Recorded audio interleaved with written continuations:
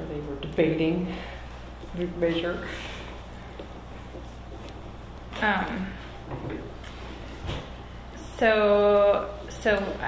You've been in once for an endorsement. You know, I was brought in not for an endorsement interview because I didn't have an opponent, and so everybody just, because I was a nobody, they wanted to meet me. As I recall, it was more of a get to know you conversation, and less of a formal endorsement interview. Right. So we videotape for our small audience of 12. It goes up when we do the endorsement, and for ballot referrals where there's not organized opposition, as far as I've been informed. I'm glad to hear that you didn't find any. We bring you in alone, which we don't do for candidates. Okay. But if you would just introduce yourself and what the ballot measure is. My name is Mary Hall Caballero. I am the City Auditor of Portland, and the ballot measure is 26-189, and it would increase the administrative independence of the auditor's office, and it would also add a duty into charter that exists in my office, and that's the city ombudsman. Maybe let's start with the second one first. Can you lay out why you wanted to go to voters with this and officially make it part of the city charter, the ombudsman's role? The ombudsman is a position that exists in code right now, and any time that 3 members of council were displeased with the city ombudsman or wanted to amend that office's responsibilities, they could do it with 3 votes. That is a position where community members go to file complaints against bureaus if they feel like they have been treated unfairly. And so there is kind of an ongoing tension between the ombudsman's office and the commissioners in charge of the bureaus. And so it's a bit of a vulnerable position to be in, and putting this office in charter provides an extra layer of security for that function. Has that ever happened? Has the council ever clipped the wings of the ombudsman's office? In my experience, I've been in office for going on 2.5 years, and when Mayor Hales was the mayor, during budget season, he did make some extra inquiry into the ombudsman and why the city really needed that, suggested that it could be replaced by a website. And I was not at all following how someone could investigate complaints from people in the community with a website, and there were no changes that I had proposed to the ombudsman's office in that budget request, and so I was not clear at all why we were discussing it, other than he was sending me a message that he was displeased with the ombudsman. That kind of brings us to the other part of this. Why again do you want to enshrine further independence for the auditor's office? What's important about bringing this to voters? The last time that the charter was substantively changed as it relates to the city auditor was 30 years ago, when Jewel Lansing convinced council to refer to the ballot and also convinced the voters to provide the authority for her to do performance auditing. And people think that's funny now that she didn't have the permission or the authority to do performance auditing 30 years ago, when that is now the predominant thing we do in my office is performance auditing. And the office has changed considerably in the last 30 years, so the oversight functions, it used to be more administrative, council clerk, the archive, the elections officer, those are more administrative functions, and they are non-controversial. And when Jewel Lansing brought in performance auditing, that was the pivot point where that office started to be more pointed toward the city instead of aligned with the city. And subsequent to that, in 1992, the hearings office came into the auditor's office. And then in 2001, the two significant changes were that the independent police review and the ombudsman were brought in under my predecessor, Gary Blackmer. And certainly at that point, we were fully, on a regular basis, in conflict with the rest of the city. And in 2005, council voted to put restrictions on lobbyists and to require all the elected officials and bureau directors to put their calendars online for transparency purposes. And soon after my arrival, the lobbyist program manager launched an investigation into complaints against the lobbyists for Uber, and that was brought to our attention by William Wake. Those are putting my elective office as the investigator of other elected officials, and that is very rare. We do not normally investigate council members in their capacity as legislators or elected officials, with the exception of the lobbyist program. And so that example really brought home the difficulty of being advised by the city attorney's office, which was also advising the other two elected officials in that situation. And I had already been experiencing that particular problem, most especially with the same lawyers who advised the police bureau advising the independent police review in my office. And that creates a lot of tension in the community. We tend to forego seeking advice because we feel that it is a conflict with the police bureau. And I found that to be an untenable situation as well, because I want the best information I can to make good decisions. And so there was just a number of things that were kind of happening right after I arrived. My predecessors had complained of similar things. But as I said, from 2001 and 2005, when the rest of those functions came in, they were fully at home in the auditor's office. They weren't going anywhere. And I just realized that we were having a lot of conflict with the bureaucracy of the city, mostly around administrative issues in the Office of Management and Finance, and that the problem was more around practice and the way the office had evolved away from its administrative roots into this oversight function. And it is very hard to break practice, and so you find yourself searching for something more authoritative, and that's what led me to pursue the charter change and let the voters decide how independent they wanted the auditor to be. Can you walk us through how the independence of the auditor would be established by this measure? The charter language lays out that the auditor has the authority, for example, to hire an outside attorney or to have in-house counsel, which would be like a staff attorney. I've asked for that in my budget request this year. So that's how the legal side would work, and that person would only advise my office. They would not be working in the city attorney's office or responding to the city attorney in an employment capacity. Okay. And then in the Office of Management and Finance, the charter makes the auditor's office a contracting agency, and so the auditor would have the power to sign contracts and basically have the equivalent powers of the chief procurement officer. And so we don't have to go to that office and ask permission. May we enter into a contract? May we do an RFP?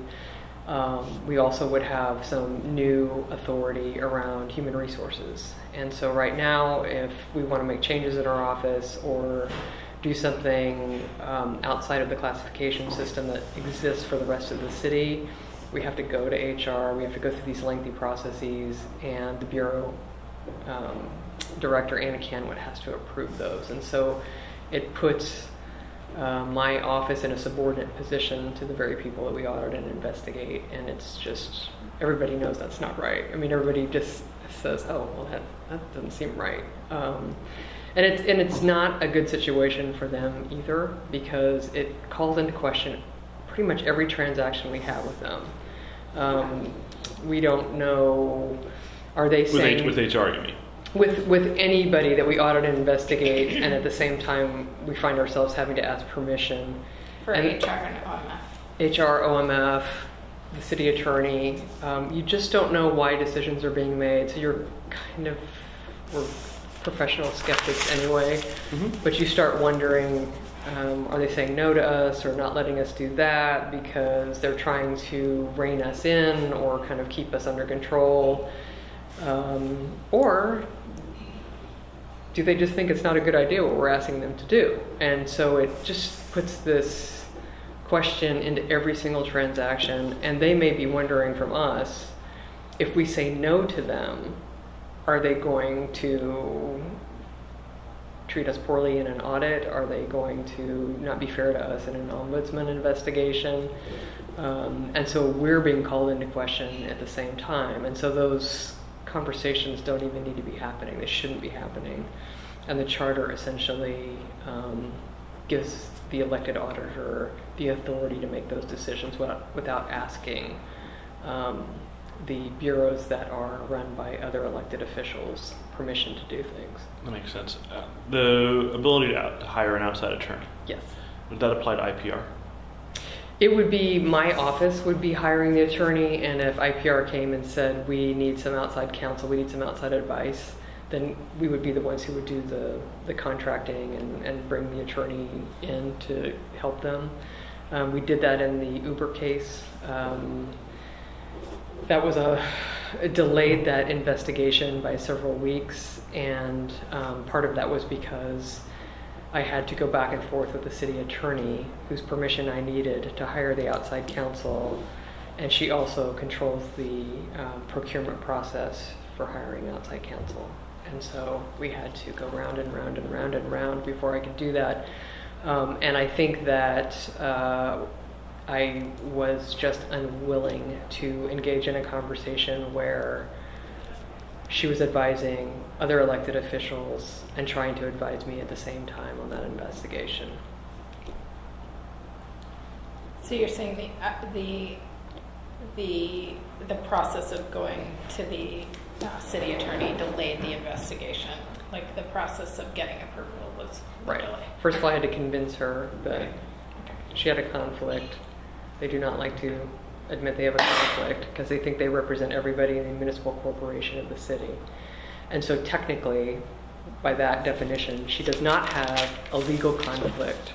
And I was using a small c conflict that I wouldn't trust your advice. And so I was having a layperson's conversation and she was having a legal conversation. So we took some time to iron that out, and it just at some point became clear that I was not going to take no for an answer, and she was not going to want to look like she was interfering in our ability to do that investigation. It puts her in a very awkward position as well. She's doing what the city code suggests that she's supposed to be doing, and so it is just what will be nice if the charter passes is that we don't even have to have those conversations anymore, and I will get the advice I need, and she will not be put in a position where we have to have these lengthy conversations. To use an analogy that maybe our viewers at home would be more familiar with, in some ways this corresponds, although perhaps less nefariously, to Jeff Sessions' role in an investigation of Donald Trump.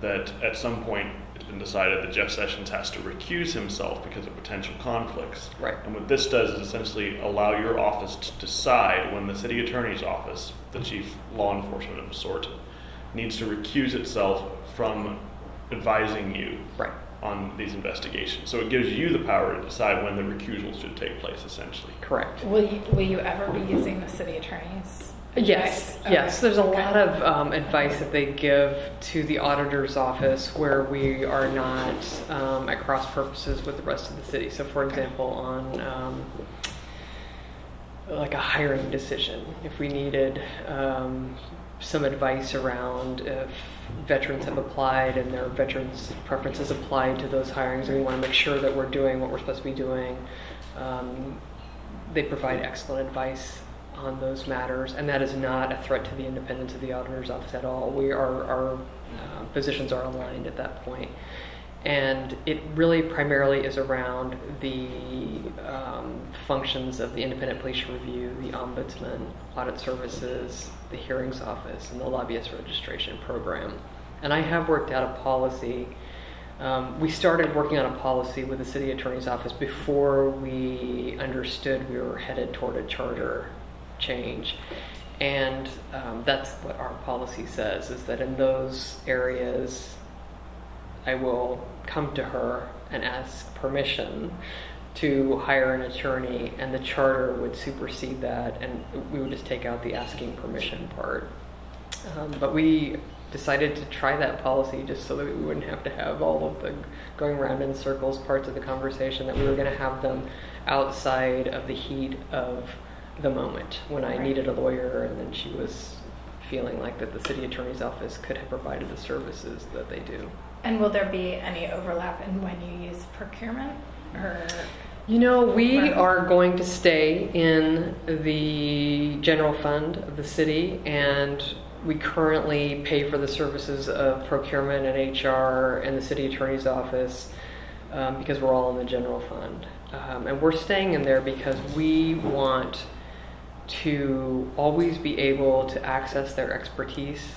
They are experts in the law, they are experts in human resources, they are experts in procurement, and we always want to be able to have their advice as we are working toward a decision, but we want to be out of the business of asking them permission, where they have some control over ultimately what we decide to do. You talked to Mayor Wheeler about this measure? Yes. Where does he stand on it? He is very supportive. The council voted unanimously to refer it to the ballot, and I hit him with this. He and Commissioner Udaley, right as they walked in the door to their new terms, and it's the right time to do it. It was the right time to do it, and they were very quick studies on why I was doing what I was doing. We had done a tremendous amount of research before they arrived, and I told them the very first time I talked to them about it that it was my job to make sure that they understood it to a level that they could cast a vote that they were confident in, and I think we did that. Other than a person who may literally be out to sea at this moment, have you heard any opposition to this measure? No. And how does it change the budgeting process for your office? The budgeting section of the new charter language is what I would consider to be aspirational. So it essentially says to the council that the auditor is your equal. It is a charter authorized position, and the auditor's budget should be decided based on the auditor's responsibilities. The way it occurs now is that the mayor puts out budget guidance, and they will have selected some legislative priorities or some policy areas that they want to focus on: homelessness, streets, all good things, all things that they're supposed to be prioritizing. And then they'll say, we want 5% cuts from everyone.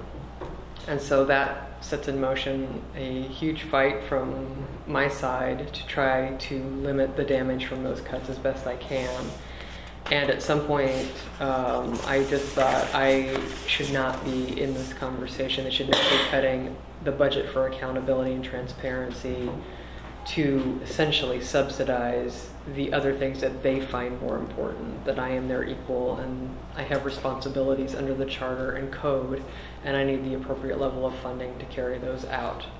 I have gone through my first requested budget process and budget work session with the new mayor and Commissioner Udaley, and I adopted the approach that the charter would anticipate this go around, and I thought it worked very well, and I felt like the conversation that we were having was on the responsibilities of my office and not around their legislative priorities. And do you mean it's aspirational because ultimately the way that city government is set up, they approve the budget? Right. It's actually not so much the way the city government is set up. It's state law makes them the responsible party for setting up the budget.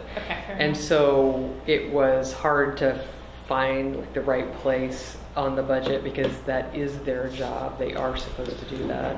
And what complicates it for the auditor is that they are both the administrators and the legislators.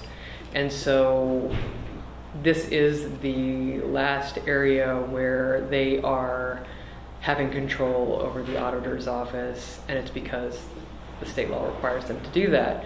I just came from the City Club where they had their committee unanimously recommended that the City Club support the measure, and in their report they said you didn't go far enough on the budget. That was the big criticism that came out of that, and they acknowledged this situation where it is state law.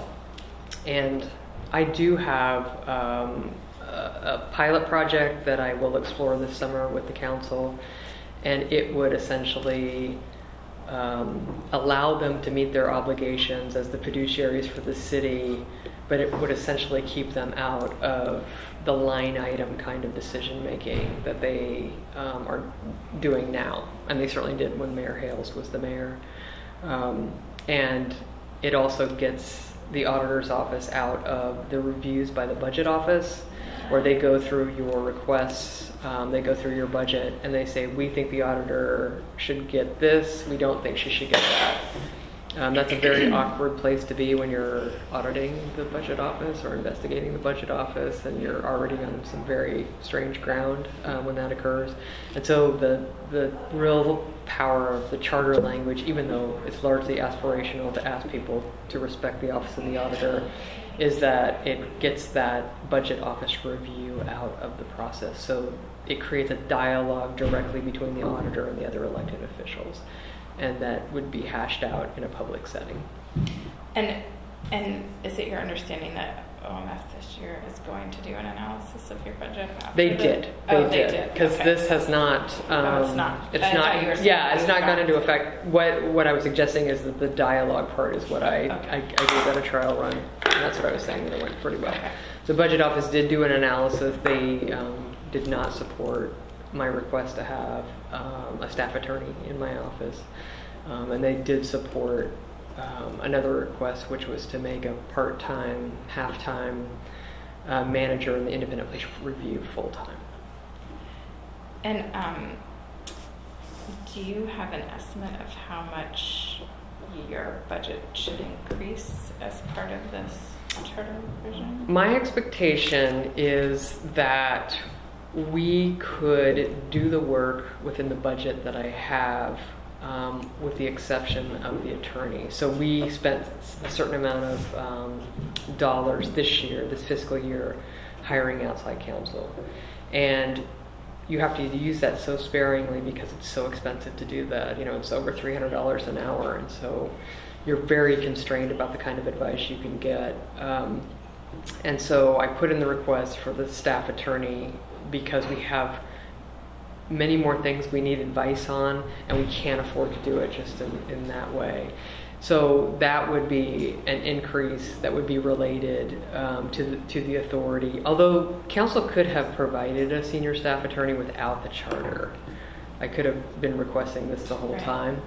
And so I don't consider that a new increase in my budget, because they're also cutting my budget, so they're going to take about the same amount of money away in cuts that I had asked for in a lawyer, so it would have been a wash. I think that there's the difficulty of government budgeting is at the end of your fiscal year they come and take all the money that you didn't spend. So we've been saving money because we knew that we were going to have to pay for an election. And we didn't know what that amount of money is exactly, because it depends on how many voters vote, and it also depends on how many other entities are on the ballot. And in the beginning of the process, we were the only ones who were talking about being on the ballot. And so now the city has another measure, the school the school district has the bond, and then there's the usual races that of the school board. So all of those things help. Mount Hood has a measure on the ballot that will cut into some of the Portland neighborhoods, which all of those things work to reduce the cost of an election. And so probably the timing is such that because the election is on May 16th, the end of the fiscal year is June 30, that money will be swept out in the usual process at the end of the fiscal year.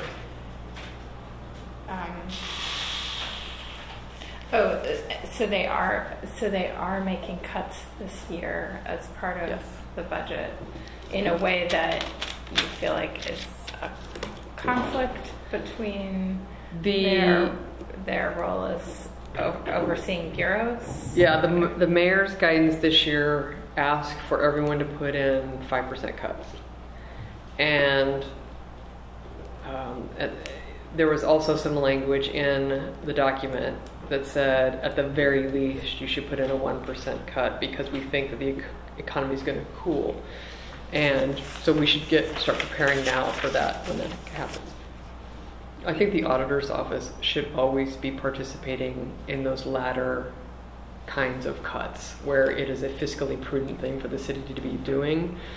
My objection is when they're wanting a 5% cut because they have prioritized homelessness and other things. And so that's the distinction I make. Because sometimes the entire city needs to cut its budget because it can't continue to go up. The auditor's office always should be participating in those kinds of cuts. Thanks for that clarification. That's all I have. Likewise. Great. I really appreciate you. Thanks for having me. In. Thank you. Brian, can you turn that off so I can ask a couple questions off the record?